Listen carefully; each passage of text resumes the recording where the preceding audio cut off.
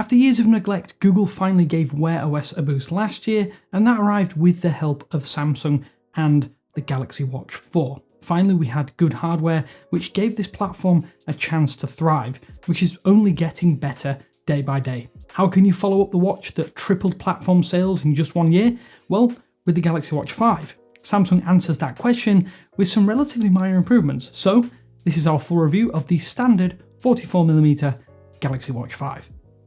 Thanks for watching 9 to 5 Google here on YouTube. Remember to thumbs up, hit subscribe and then tap the bell icon to be among the first to watch our upcoming videos. So in essence, the Galaxy Watch 5, more than almost any product that we've seen in recent years, is quite literally its predecessor with a fresh coat of paint from a visual perspective.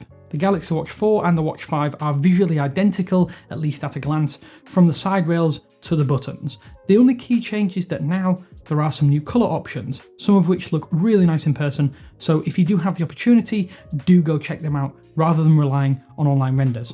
Perhaps the only thing you might notice about the Galaxy Watch 5 that's different from the Watch 4 though, is its physical size on your wrist. This smartwatch is claimed by Samsung to be the same thickness as its predecessor, but it's certainly not. While Samsung says that the Galaxy Watch 5 is 9.8mm thick, it's actually closer to 13mm when measured from the centre. The same situation does apply to the Watch 5 Pro, but in a much more exaggerated fashion on that device versus this one. That said, some of you might not really be caring that much, and it's not to say that the Galaxy Watch 5 is too thick, it's certainly not. After a couple of hours, this extra thickness likely won't cross your mind again, and the comfort is the same as it was last year. Plus, that thickness comes for a reason, as Samsung says that the health sensors make better contact with your skin as a result, and it probably also helps make room for the larger battery. More on that later though. On the hardware front, the actual biggest upgrade does come with the glass covering the display. Samsung has moved past Gorilla Glass onto Sapphire, a considerably stronger material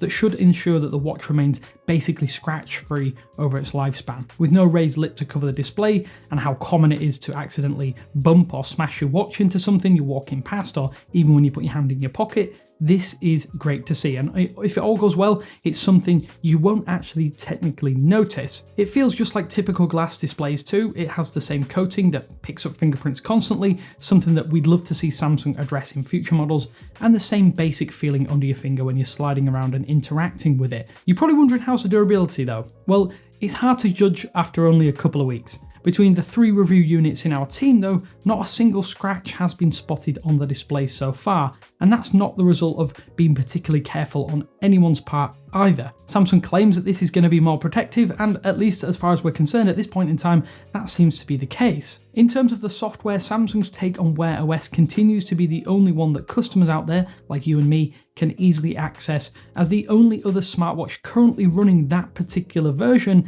costs a whopping $1,300. In some ways, being the only accessible one is not really a bad thing. One UI watch over the top of Wear OS 3 is still a great experience, as we detailed in our Watch 5 Pro review, so definitely go check that one out via the link in the description.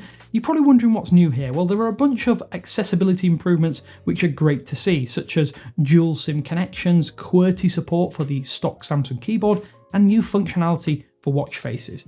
The system also feels just a little bit more cohesive and polished this time around, obviously 12 months down the line from the first relaunch of a Samsung phone running Wear OS. Overall though, the experience feels largely the same. One UI Watch 4.5 and the underlying Wear OS 3.5 provide the same basic look and feel to the software and the same functionality.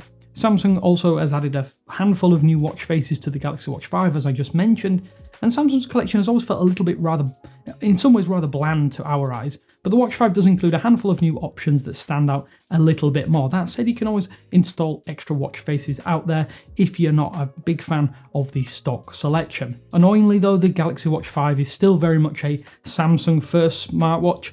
It's just one that continues to offer more and more choice to those of us out there who maybe would prefer not to use a Samsung as our main device. Things like Bixby can be swapped out in favour of the Google Assistant, which Samsung Wallet can be ditched in favour of Google Wallet, but sadly Samsung's option for payment still takes up the unchangeable hardware shortcut that Google Wallet can't use.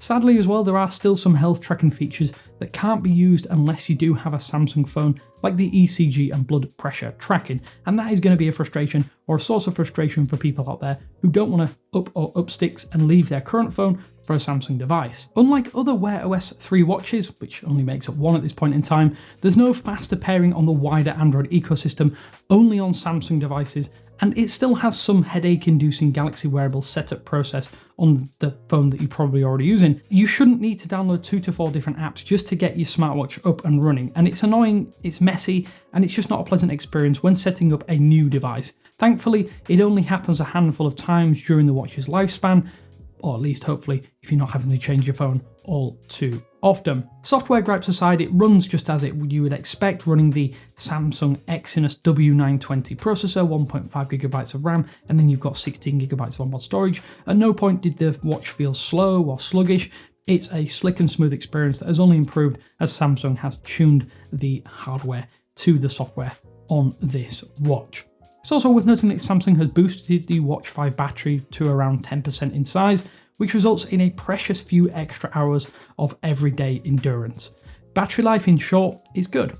It's still not great though, and you're still very much looking at a smartwatch that you will need to charge daily, but the battery life is just a little bit less anxiety inducing. Fitness and GPS route tracking is still the biggest drainer, but you would expect that ahead of time, and it's one you can mitigate more effectively with that small bump in the internal cell size.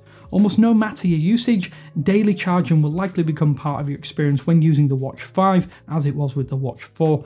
Luckily though, the Watch 5 Pro offers multi-day usability, as I mentioned in the full review of that, but for a sizable increase in the chassis and of course the price. We haven't actually fully tested the 40mm version of the Watch 4 as we use the 44mm variant, but this is likely going to be even harder to make last a long day, so it would be wise to go and check that you are making the right size choice ahead of time. The biggest bonus here though is that the new faster charging cable that comes in the box makes topping up a little bit simpler for people out there. For starters, it'll take an hour and a half to go from 0 to 100%, and the charger itself has been improved in all of the right ways with a weighted magnetic puck at one end, and as we mentioned, that USB-C cable at the other. The downside here is though that the battery life is only going to be as good as the charging if it can back it up. Full day endurance doesn't really mean much if you have to leave the watch off or at least inactive for 2 hours to get back that capacity. With more moves to full USB-C across all areas of tech, we do think this is good for future-proofing, but it may be a problem for you if you don't already have access to a USB-C wall plug adapter. So this may be one to take a look at if you are using an older model. Like last year, the Galaxy Watch 5 offers a full suite of tracking features, and they work very well as they do on the Watch 4. In reality though, you won't really find much new in the core health metrics on this device if you've used any Samsung smartwatch over the past few years. Sleep tracking has received a slight boost with on-device snore detection, which is great to see, but not particularly great if you sleep with a partner or even indeed pets, at least in our experience. The new one big change that Samsung has made to the health and fitness suite on the Galaxy Watch 5 though is the addition of a temperature sensor. This sensor is designed to be used to track your body temperature as you'd expect, but a future update will actually unlock this function. So we would say don't factor that into your buying decision right now, even though that does sound a little bit contradictory, because there is no guarantees that you'll even use this feature or make much use of this feature when it does eventually arrive. So to sum up the device, the Galaxy Watch 5 alongside the Watch 5 Pro is the best that Wear OS currently has to offer, and that's because it's an improved version of the watch that was already the best on Google's platform.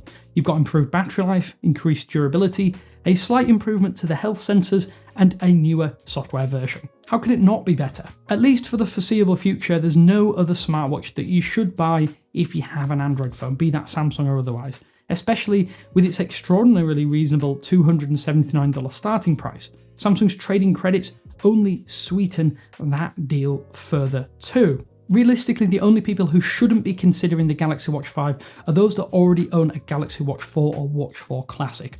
The improvements, they are noticeable, but not to the point where we think it's upgrading a single generational leap, especially as the internals are practically identical, as we mentioned.